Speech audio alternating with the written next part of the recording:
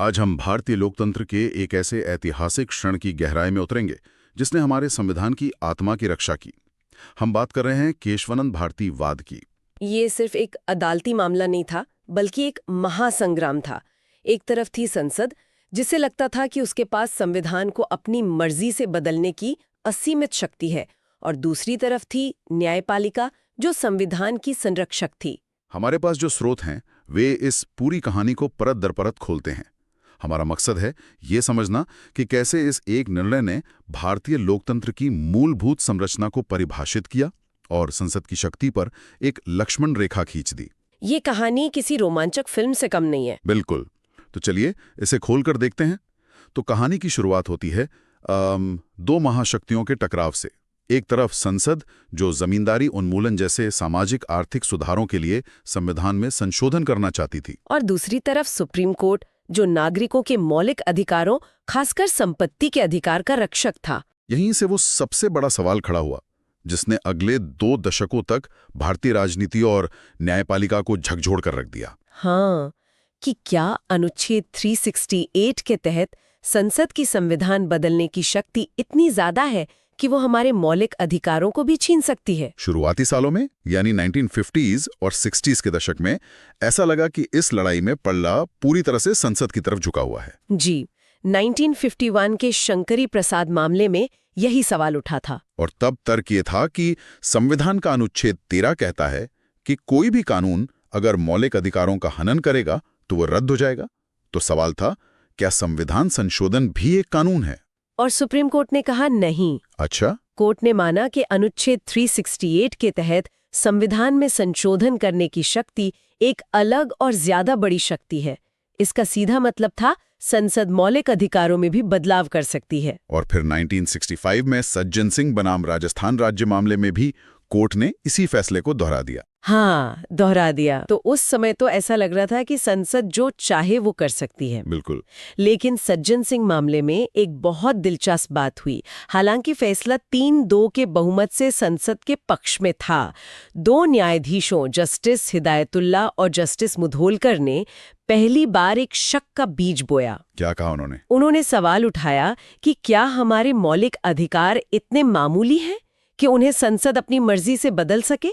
उन्होंने कहा कि ये अधिकार संविधान की आत्मा है। अच्छा। उस समय तो उनकी बात पर किसी ने ज्यादा ध्यान नहीं दिया, लेकिन ये वो पहली चिंगारी थी जो आगे चलकर ज्वालामुखी बनने वाली थी। और वो ज्वालामुखी फटा 1967 के गोलकनाथ मामले में।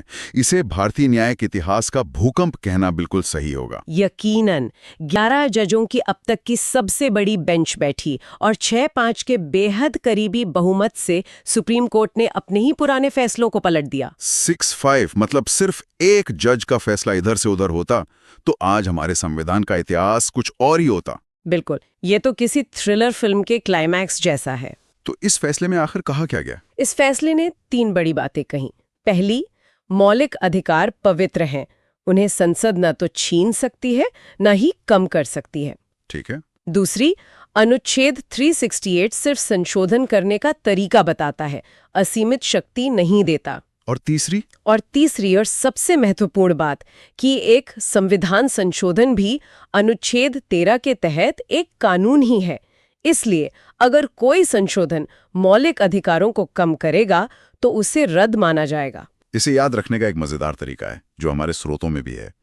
गोलक ने मौलिक अधिकारों पर लॉक लगा दिया। हाँ, बिल्कुल।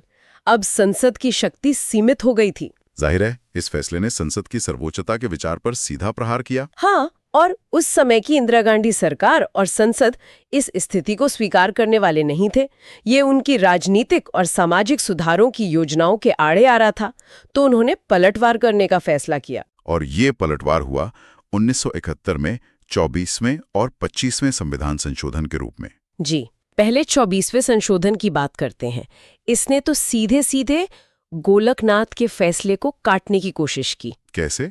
इसने 2 बड़े बदलाव किए। पहला, इसने अनुच्छेद 13 में एक नया खंड जोड़कर साफ साफ लिख दिया कि अनुच्छेद 13 की कोई भी बात अनुच्छेद 368 के तहत किए गए संशोधन पर लागू नहीं होगी। मतलब सीधा टकराव? बिल्कुल।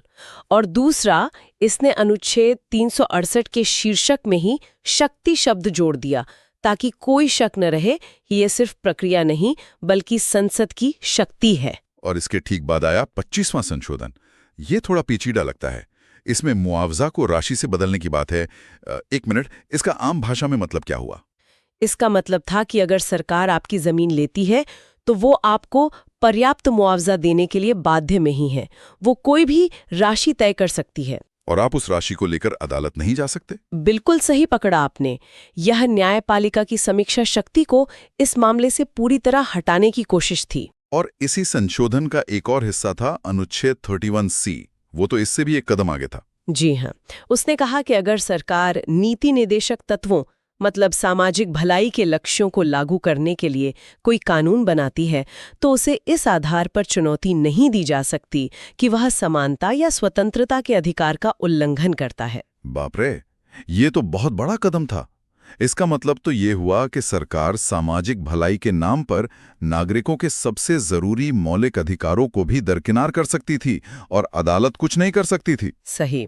और यही वजह थी कि इन संशोधनों ने अब तक की सबसे बड़ी संवैधानिक लड़ाई की जमीन तैयार कर दी, जो केशवानंद भारती बनाम केरल राज्य मामले के रूप में सामने आई। ये सिर्फ एक केस नहीं था। नहीं, ये एक ऐसा मंच था जिस पर भारत के संविधान का भविष्य तय होना था। और इसका पैमाना भी अभूतपूर्व था। हमारे स्रोतों के आंकड़े हैरान करने वाले हैं। 13 न्यायाधीशों की अब तक की सबसे बड़ी संवैधानिक पीठ, 68 दिनों तक चली सुनवाई। ये तो किसी महाकाव्य जैसा लगता है। ये था भी। 68 दिनों तक देश के सबसे बड़े कानूनी दिमागों ने संविधान के हर एक शब्द, हर एक कॉमा पर बहस की। कहते हैं कि याचिकाकर्ताओं के वकील नानी पालखीवाला के दलीलें सुनने के लिए कोर्टरूम खचाखच भर जाता था। हाँ, माहौल एक एकेडमिक सेमिनार और एक हाई स्टेक शतरंज के खेल जैसा था, जहां हर चाल देश का भविष्य तय कर रही थी। तो अदालत के सामने दो बिल्कुल विपरीत विचारधाराएं थीं। एक तरफ थे नानी पालखीवाला। उनका तर्क बहुत सरल लेकिन गहरा था। उन्होंने निहित सीमाओं या इम्प्लाइड लिमिटेशंस का सिद्धांत पेश किया। इसका क्या मतलब हुआ? उनका कहना था कि संशोधन का मतलब किसी चीज को सुधारना होता है, उसे नष्ट करना नहीं। संसद संविधान में बदलाव कर सकती है, लेकिन उसकी पहचान नहीं बदल सकती। निहित सीमाएं, ये बड़ा दिलचस्प विचार है। मतलब वो सीमाएं जो संविधान में साफ साफ लिखी नहीं है, पर उसके पूरे डिजाइन और आत्मा में मौजूद हैं। बिल्कुल। जैसे आप किसी को अपनी कार चलाने के लिए दे सकते हैं, पर इसका ये मतलब नहीं कि उसे कार को खाई में गिराने का भी हक मिल गया। बहुत सही एनोलॉजी है। पालखीवाला का यही तर्क था कि संसद संविधान की ट्रस्टी है, मालिक नहीं। वो इसकी देखभाल कर सकती है, लेकिन इसकी बुनियाद को नहीं तोड़ सकती। और वो बुनियाद क्या थी? लोकतंत्र, धर्मनिरपेक्षता, शक्तियों का बंटवारा, ये सब संविधान की पहचान है, जिन्हें कोई भी संसद नष्ट नहीं कर सकती। और दूसरी तरफ सरकार का तर्क था कि संसद ही जनता की इच्छा का प्रतीक है, उस पर कोई निहित सीमा नहीं हो सकती। उनका तर्क भी अपनी जगह मजबूत लगता है। आखिर संसद में बैठे लोग जनता के चुने हुए प्रतिनिधि हैं। तो क्या ये अलोकतांत्रिक नहीं है कि कुछ जज जो चुने हुए नहीं हैं, वो मिलकर उन प्रतिनिधियों की शक्ति पर लगाम लगा दें? यही इस केस का सबसे बड़ा दुविधापूर्ण सवाल था। क्या लोकतंत्र का मतलब बहुमत की इच्छा है, या फिर संविधान के उन सिद्धांतों की रक्षा जो बहुमत से भी ऊपर है? और अदालत ने इसका जवाब एक अभूतपूर्व संतुलन बना कर दिया। और वो जवाब आया 24 अप्रैल 1973 को। एक बार फिर फैसला बहुत करीबी था, 7-6 के बहुमत से। सिर्फ एक वोट का फासला। ऐसा लगता है जैसे भारतीय लोकतंत्र का भविष्य एक धागे से लटका हुआ था। तो क्या था वो ऐतिहासिक निर्णय? बिल्कुल, इस ऐतिहासिक निर्णय ने एक शानदार संतुलन बनाया। सबसे पहले कोर्ट ने गोलकनाथ मामले को निरस्त कर दिया। अच्छा, उसे पलट दिया। हाँ, उन्होंने माना कि संसद के पास मौलिक अधिकारों सहित संविधान के किसी भी हिस्से में संशोधन करने की शक्ति है। यह सरकार और संसद के लिए एक बड़ी जीत थी। लेकिन यहीं पर वो ऐतिहासिक लेकिन आया जिसने सब कुछ बदल दिया। हाँ, कोर्ट ने कहा कि संसद की यह शक्ति असीमित नहीं है। तो सीमा क्या थी? संसद अपनी संशोधन शक्ति का उपयोग संविधान की मूलभूत संरचना यानी बेसिक स्ट्रक्चर को नष्ट करने, बदलने या नुकसान पहुंचाने के लिए नहीं कर सकती। तो फैसले का सार ये था, हाँ, आप संविधान में संशोधन कर सकते हैं, लेकिन आप इसे फिर से नहीं लिख सकते या इसकी आत्मा को नष्ट नहीं कर सकते। बिल्कुल। तो ये मूलभूत संरचना आखिर है क्या? हमारे स्रोतों में एक बहुत अच्छी एनालॉजी है संविधान को एक भव्य इमारत के रूप में देखने की। हाँ, इस रूपक के अनुसार संसद इस इमारत का नवीनीकरण कर सकती है, दीवारों को रंग सकती है, नए कमरे जोड़ सकती है, पुरानी खिड़कियों को बदल सकती है, लेकिन वो इमारत की नींव और मुख्य स्तंभों को नहीं गिरा सकती। क्योंकि ऐसा करने से पूरी इमारत ही ढह जाएगी। यही नींव और स्तंभ मूलभूत संरचना है। लेकिन ये तो बहुत अस्पष्ट है।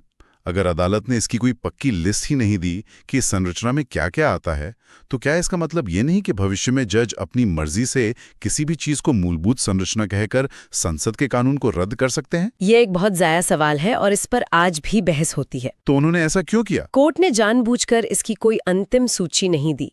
उनका मानना था कि यह एक जीवित सिद्धांत है जो समय के साथ विकसित होगा। उन्होंने कुछ उदाहरण दिए, जैसे पृथक्करण और न्यायिक समीक्षा, लेकिन उन्होंने दरवाजा खुला छोड़ दिया। और इस सिद्धांत की ताकत का परीक्षण भी तुरंत हो गया। हाँ, इसी फैसले में कोर्ट ने 25वें संशोधन के उस हिस्से अनुच्छेद 31C को रद्द कर दिया जो न्यायिक समीक्षा को छीनता था। क्यों? कोर्ट ने कहा कि न्यायिक समीक्षा यानी अदालतों के कानूनों को जांचने की शक्ति खुद संविधान की एक मूलभूत संरचना है और संसद इसे छीन नहीं सकती। मतलब इस सिद्धांत ने आते ही अपना काम करना शुरू कर दिया। ये सिर्फ एक किताबी विचार नहीं रहा। बिल्कुल नहीं, ये एक संवैधानिक सुरक्षा कवच बन गया। इसका सबसे बड़ा उदाहरण 1975 में मिला जब इंदिरा गांधी बनाम राजनारायण मामले में सुप्रीम कोर्ट ने 39वें संशोधन को रद्द कर दिया। उस संशोधन में क्या था? उस संशोधन ने प्रधानमंत्री के चुनाव को अदालती जांच से बाहर कर दिया था। कोर्ट ने कहा कि स्वतंत्र और निष्पक्ष चुनाव लोकतंत्र की मूलभूत संरचना है और इसे नष्ट नहीं किया जा सकता। और फिर 1980 में मिनर्वा मिल्स मामले में भी इसका इस्तेमाल हुआ। हाँ, जो 42वें संशोधन के उन हिस्सों को रद्द किया गया जो संसद को असीमित संशोधन शक्ति दे रहे थे। उस मामले में कोर्ट ने एक बहुत गहरी बात कही। उन्होंने कहा कि संसद की सीमित संशोधन शक्ति खुद संविधान की एक मूलभूत संरचना है। संसद अपनी सीमित शक्ति का उपयोग करके उसे असीमित नहीं बना सकती। ये तो ऐसा हुआ जैसे आप अपने ही पैरों पे खड़े होकर खुद को हवा में उठा लें। बिल्कुल। तो केशवानंद भारती का स्थायी प्रभाव क्या रहा? इसने एक बात हमेशा के लिए स्थापित कर दी कि भारत में संविधान सर्वोच्च है, संसद नहीं। सही कहा। इसने संसद की शक्ति और न्यायपालिका के कर्तव्य के बीच एक नाजुक संतुलन बनाया। मूलभूत संरचना का सिद्धांत एक तरह का संवैधानिक बीमा है। बिल्कुल। इसका मतलब है कि कोई भी सरकार, चाहे उसके पास कितना भी बड़ा बहुमत क्यों न हो, सुबह उठकर ये नहीं कह सकती कि आज से भारत में चुनाव नहीं होंगे या अब से न्यायपालिका के फैसले सरकार की मर्जी पर निर्भर करेंगे। यह सिद्धांत तानाशाही की तरफ जाने वाले दरवाजे पर हमेशा के लिए ताला लगाता है। इसने संसद की शक्ति के लिए एक स्पष्ट लक्ष्मण रेखा खींच दी, ये सुनिश्चित करते हुए कि संविधान की आत्मा और चरित्र हमेशा बने रहें। तो आखिर में एक सवाल मन में रह जाता है। चूंकि न्यायालय ने मूलभूत संरचना की सूची को खुला छोड़ दिया है, ये भविष्य के लिए एक महत्वपूर्ण प्रश्न उठाता है। हमारे लोकतंत्र की और कौन सी विशेषताएं हैं, जैसे डेटा प्राइवेसी का अधिकार या पर्यावरण की सुरक्षा, जिन्हें एक दिन इस अपरिवर्तनीय मूल का हिस्सा माना जा सकता है? हाँ, ये एक ऐसा सवाल है जिसका जवाब समय और आने वाली पीढ़ियों के साथ विकसित होता रहेगा।